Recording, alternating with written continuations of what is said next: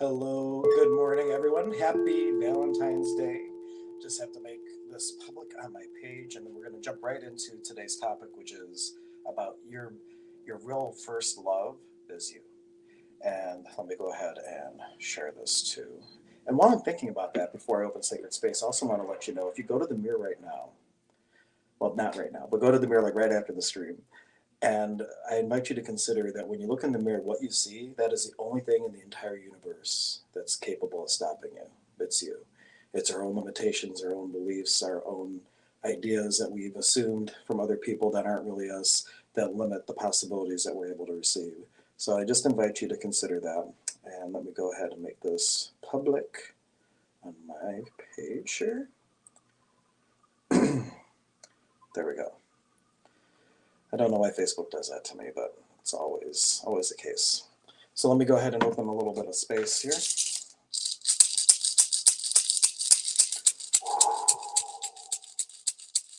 Just getting centered. Taking in 3 deep breaths. No, we're going to do just a moment of 4 count breathing. Breathing in, 2, 3, 4.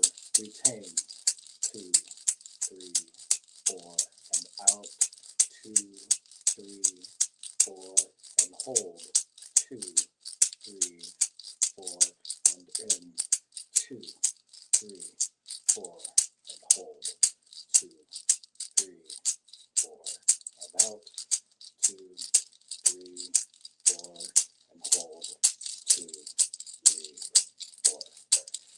Continue doing that as I just call on our energies. Haya Pachamama, ompli, ompli, ompli. Yari mama unu, ompli, ompli, ompli. Ahaya namakocha, ompli, ompli, ompli. Wurka sumak mamakia, ompli, ompli, ompli. Ahaya wurka waira huna, ompli, ompli, ompli. Hatan kuntas harkinte, ompli, ompli, ompli. Haya inti taita, wurka inti taita, ompli, ompli, ompli. Yari quichikuna, ompli, ompli, ompli. Yari yanapekuna, ompli, ompli, ompli. Yari pakarina, itopakuna, ompli, ompli, ompli. Hahaya wurakocha, ompli, ompli, ompli. Very good. So today, I wanted to talk about the number one relationship in your life. Because if you think about it, everything, the good, the bad, the ugly, there has been one common denominator, really. Well, you could say source, like the universe and things like that. But in every experience, the more micro version of the common thing is you. You are the common denominator in all of your experiences. And our relationship with everything and everyone around us directly correlates to how good the relationship is with ourselves. So that's what I wanted to stop on and talk about today. And the other thing, not the other thing, actually, let me say this little prayer real quick. As we open the door to communication and healing, in the unity of the Holy Spirit, the great I am presence of the universe, we give thanks for we know that the word spoken and the experience received is wholly grace, truth, wisdom, love, and understanding of the highest. Amen. So during COVID, Spirit gave me this acronym. And COVID, if you think about from an NLP standpoint or healing standpoint, we would call what happened with the pandemic like a global interrupt. In shamanism, we might even say that it was like a global soul loss and that type of thing. But what happened is people were taken out of their normal routines and they just got to sit at home, just me, myself, and my soul. And we saw this huge, like if you didn't work in the metaphysical community, you might not have seen it as readily. But when I would go to the stores, when I would go to some of my wholesale places, even my tuning fork supplier, who normally, if I ordered tuning forks, I had it in a week. Like it was probably going out in 2 days. Even if I had custom forks, it was probably going out within a week.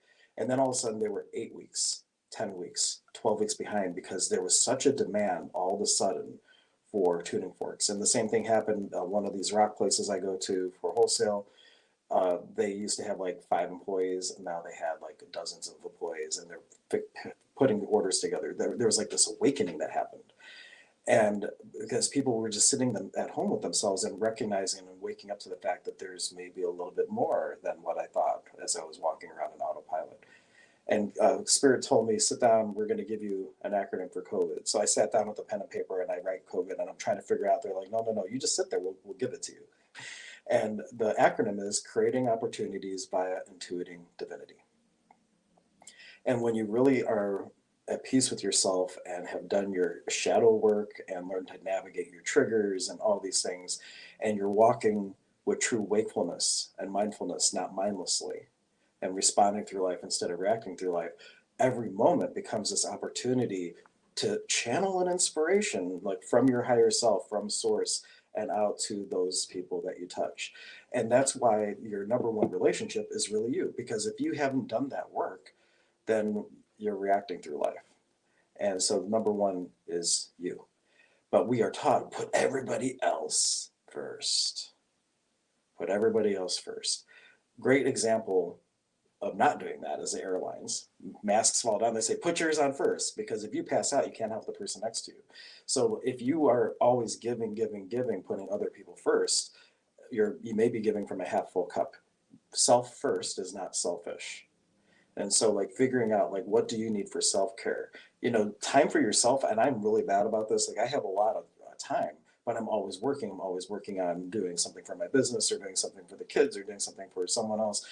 And my one friend said, what have you done for you? Like you really need to stop and like go read a book for yourself or go just a hike by yourself, and really taking the time to know like what do you really need for self-care.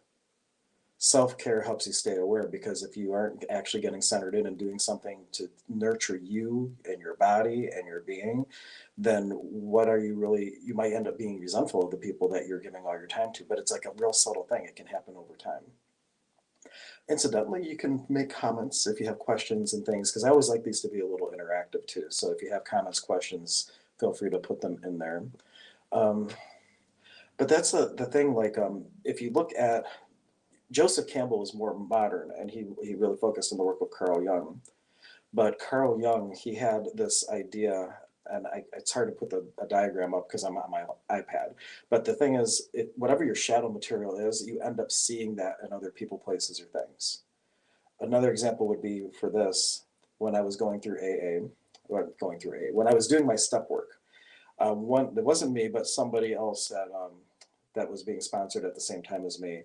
They were complaining about everyone. Oh, this person does this and this person does that. And this person does that. And their sponsor said, well, what I want you to do is I want you to go get a little notebook, and I want you to go to all these meetings, and I want you to write everything you don't like about this SOBs, right? So he's like, all right, I will. He was excited about this assignment, and he's writing all this stuff down. And the next time he saw a sponsor, he's like, cool, now you got all your character defects. So the thing is that, as we work on ourselves, we use all of life as indicators, as signs of what we need to work on. If something is rubbing you the wrong way, the question is, what if in me is resonating with that? And everything becomes this opportunity to work on yourself. It's a spotlight to something that you can become aware of and shift within oneself. One of my favorite little quotes from Neil Donald Walsh, and then I have my own experience, is you are the only one in the room. And so am I.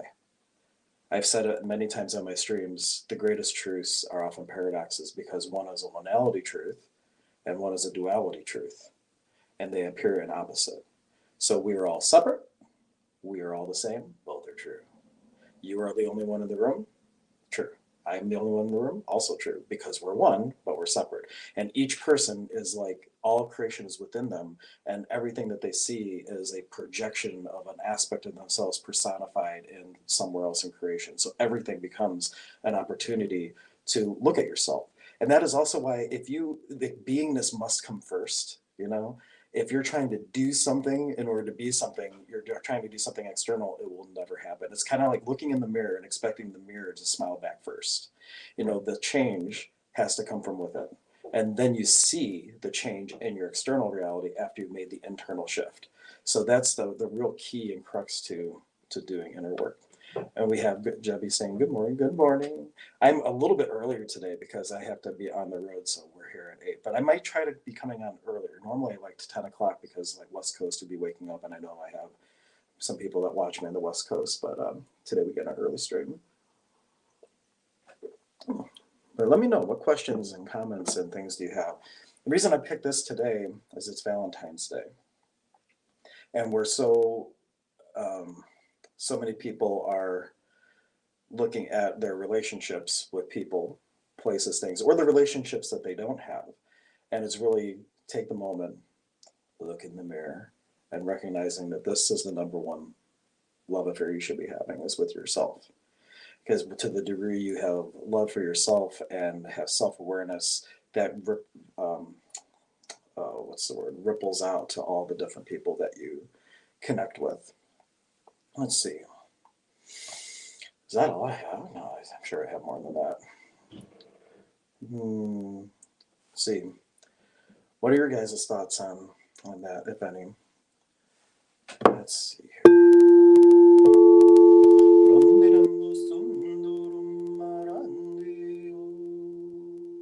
Can talk a little bit about that.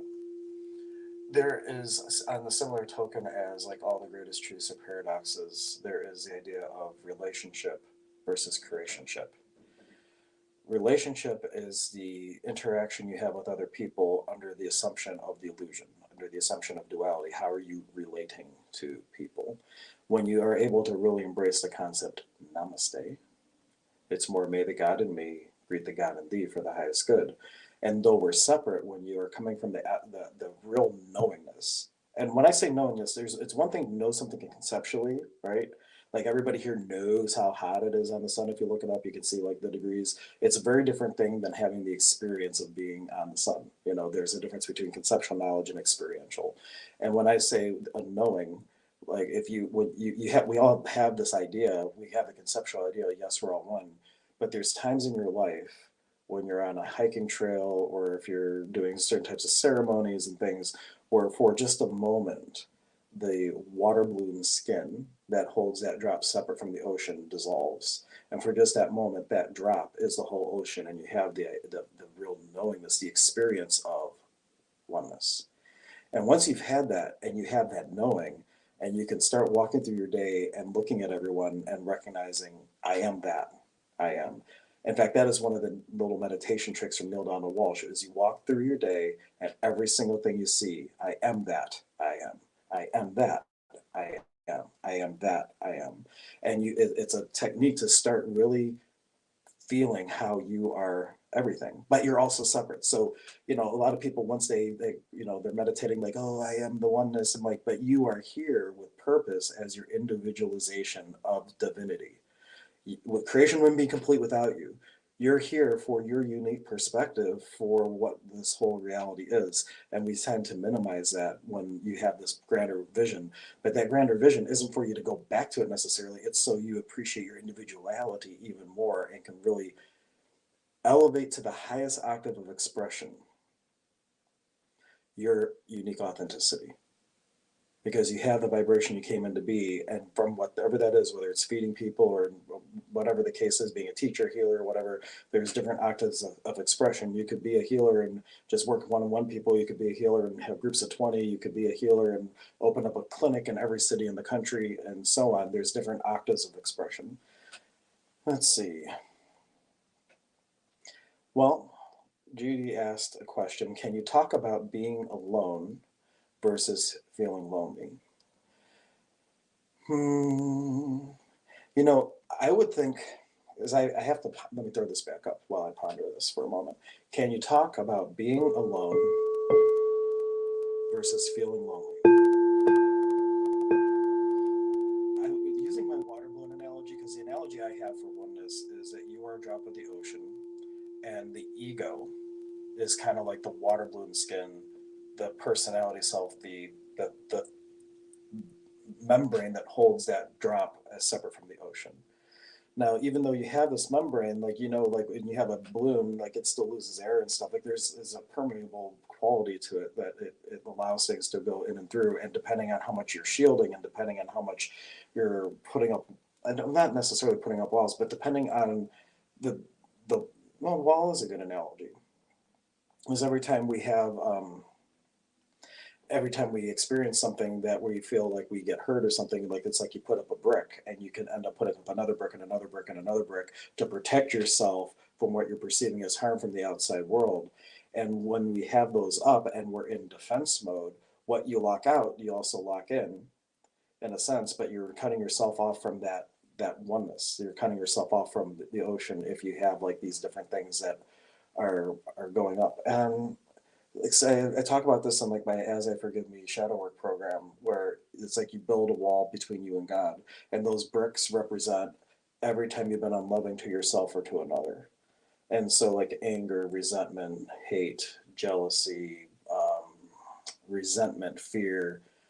I think I said anger already, but all those things are like one brick, one brick, one brick, and then it just it prevents you from as easily being able to tap in. And when you lose that connection to what's beyond that wall, that's when you can have the experience of being lonely. And you can be in a room full of people and still be alone because you may not feel connected because your walls are up, your guard is up, and you're cutting you're trying to seal everything.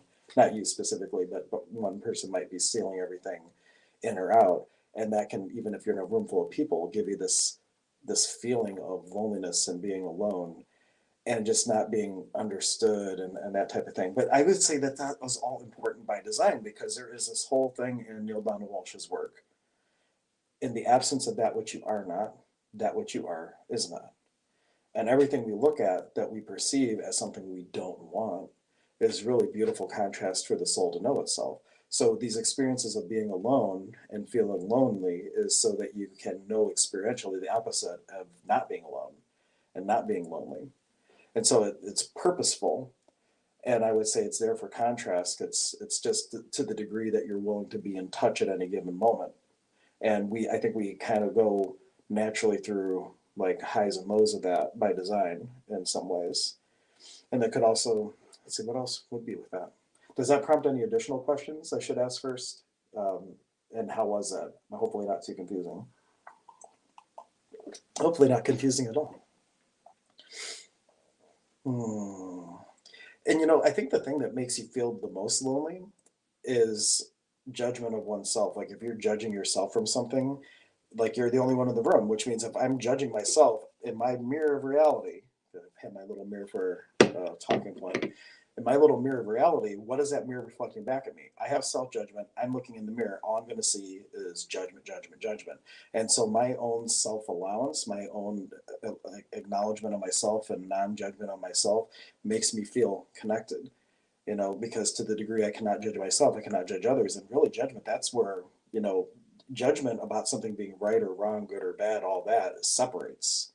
Because either way, it's a judgment and it's polarization, and that's a duality thing. So that's in relationship separation, where if it's an allowance and it's like I'm fully receiving this person for their authentic self, that is onality type truth, and that's connection. And that's an access concept that a good judgment can actually stick you worse than a bad judgment. Any place that you align and agree with or resist and react to is polarization of a gradient. Allowance is a surrender of whatever shows up. This is what it is. I surrender to it. Cool. Now I get to choose who I'm going to be in relation or creationship to that perceived set of circumstances or whatnot. And my brain just fizzled, so I think that's all there is on that. While I'm thinking about it,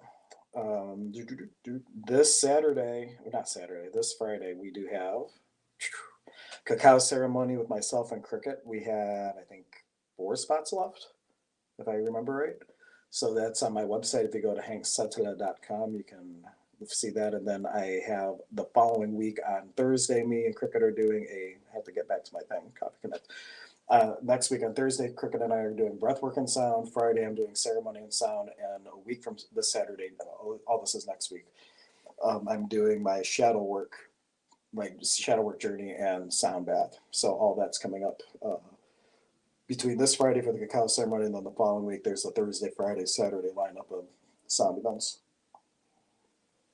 As of right now, I still have space for everything. And I always forget to say this, but I do private sessions, both in person and online. I just had people yesterday, I had several people that had been trying to connect with me and book, and they wanted to ask, even though I have an office at this place, they're like, do you do private sessions? I'm like, yes, I do. So I don't want to take for granted that anybody thinks I just come on to make content. I do that, just give pure content that I hope helps people, because you can't work with everyone. But if you do want to have a more personalized one-on-one experience, for sure I do private sessions, and you can find out all about that on my website right there, hanksetela.com. My events are on there too.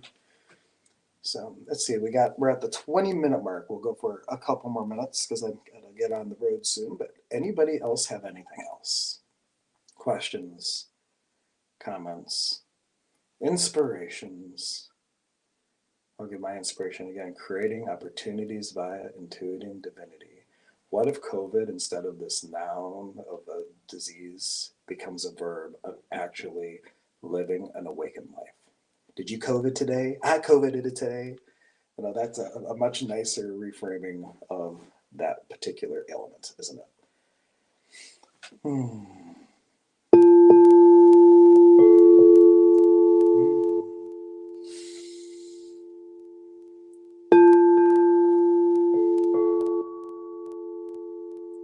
Just tuning in as I see if anybody else comments. We'll just get ready to close out the energy. Give another minute though. And at the beginning, if you weren't here, I just gave the instruction for a 4-count, 4-part breath. In, 2, 3, 4. Retain. 2, 3, 4. Out. 2, 3, 4. Hold. 2, 3, 4. In. 2, 3, 4. And continue doing that while I just thank the spirits for our time here today. Ahaya, Pachamama, Nike, Kawaii, thank you, we love you, beautiful Mother Earth. Nike, Iari, Mama Kocha, Nike, Wulka Sumak, Mama Kia, Nike, Kawaii. Ahaya, Taiwan, Tenwaya Rakuna, Nike, Happen Kunta, Karakinti, Nike. Ahaya, Inti Taita, Nike, Iari, Quichi Kuna, Nike. Ahaya, Yanapekuna, a Nike, Hiari Pakarina, Itopukuna, a Nike. Ahaya, Wurakocha, a Nike. Very, very good. Just one final chant of Kanchai. As I chant Kanchai, just allowing your bubble, your popo we call it, or your aura, similar verbiage for this, but just opening up your bubble to the upper world as I chant the word Kanchai, allowing a column of light from the upper world to come in and just fill your entire body and being, and taking anything that's dense, heavy, or stagnant that is ready to move from our conversation today to effortlessly move it out of your body, out of your being, and deep into the earth as I chant Kanchai. Kanchai.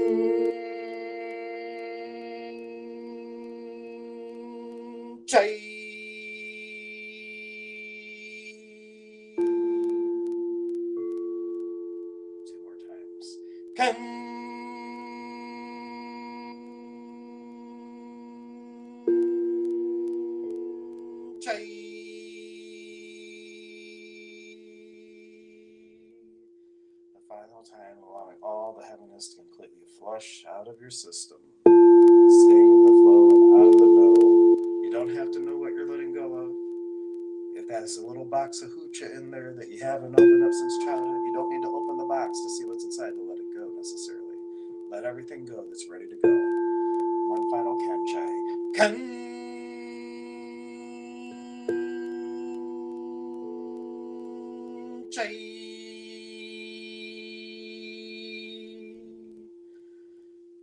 Nike, Kawaii, Wurakanuna, Wakuchai, Penny Chakuna. Thank you. I love you, sacred soul brothers and sisters. May the God in me greet the God in thee for the highest good.